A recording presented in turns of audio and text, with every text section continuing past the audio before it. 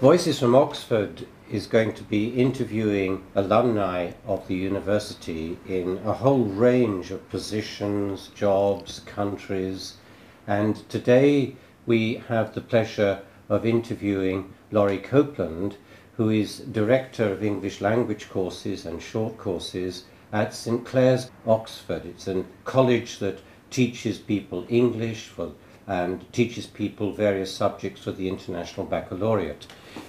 Laurie, welcome to Voices from Oxford. But you are somewhat unusual because you've graduated from both Oxford and Cambridge. Yes. Can you tell me a little bit about that? You started in Cambridge. Yes, so yes, my undergraduate degree was in Cambridge, and then I moved across for my postgraduate studies in education to Oxford. Right. Yeah. So how did you find that transition? Well, it was very interesting to have a foot in both camps, and I have lived and worked in both cities since. Right. But in a strange sort of way, my home really now is in Oxford. I've been here for more than 20 years in different capacities, and so I really feel I belong very much here. Yes. So you'd say your heart is in Oxford? Probably my heart is in Oxford, but the strange thing is that when there's a boat race or when I punt, I still remember the Cambridge traditions. So the light blue is still your choice? There's still a little of the light blue in me, yes, that's right. Okay. Now, you direct the courses for the International Baccalaureate, for the English languages, English as a foreign language courses, to a huge number of nationalities. I think at this college you have, what, something like 40 or 50 different nationalities? That's right. We have about 200, 250 students studying on the International Baccalaureate each year. Right. And of those, about 85% are from outside this country. Yes. And they represent up to 40 different nationalities at any one time. Right. So it's a fully international college with an international ethos and a multitude of languages spoken around the campus. I'm sure. You interact with various parts of Oxford University too, don't you? With Oxford University Press. Yes. How does the university, through the press and through other institutions, help the kind of work that you're doing?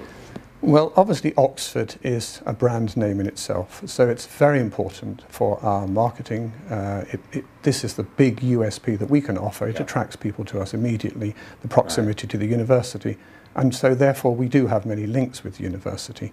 Many of our teachers and many of our administrative staff are Oxbridge graduates of one sort or another. Right. And so we have a lot of links which are informal and much more formal. So we can set up, for example, on the short courses from time to time, visits to Oxford University Press, OUP. Yes. We might have formal dinners in some of the colleges. They arranged for those with us. So St Hugh's or Balliol are our main partners in that. From time to time we use premises for lectures. Blackfriars Hall down in St Giles is one of our favourite venues. Right. We use that perhaps for our liberal arts courses because we're much broader than just an international college or a language school, but we also have links to the University of San Diego. So all of these help us to build a big strong bond with the university. Yes.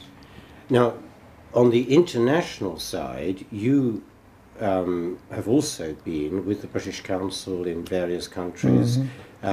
So you have an experience of quite a number of countries outside the United Kingdom. Can you tell me a little bit about that? Where were you, in fact? Well, when I left university, my first step really was to go on voluntary service overseas, VSO. Right. And I had a great opportunity in Egypt.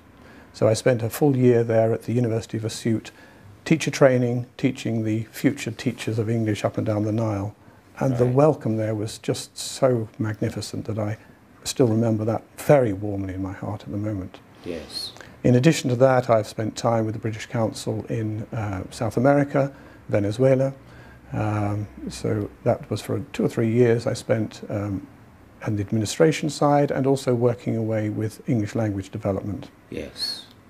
So that's given me quite an insight into other countries, the needs for the English language in those other countries. And now I feel I'm pursuing that very forcefully at St Clares with all of the programs that I'm able to offer to potential students. How has English as a foreign language developed over those many years that you've been involved? Well, it's interesting. There's still concept changed? Well, the concept has changed, but there's still very much the same sort of need. But the market is constantly changes. As one market matures, say Europe, therefore, is a much more mature market, and the requirement then is for English plus other subjects, English plus business, English plus academic studies. But the newer markets, emerging markets, still require much more basic language development.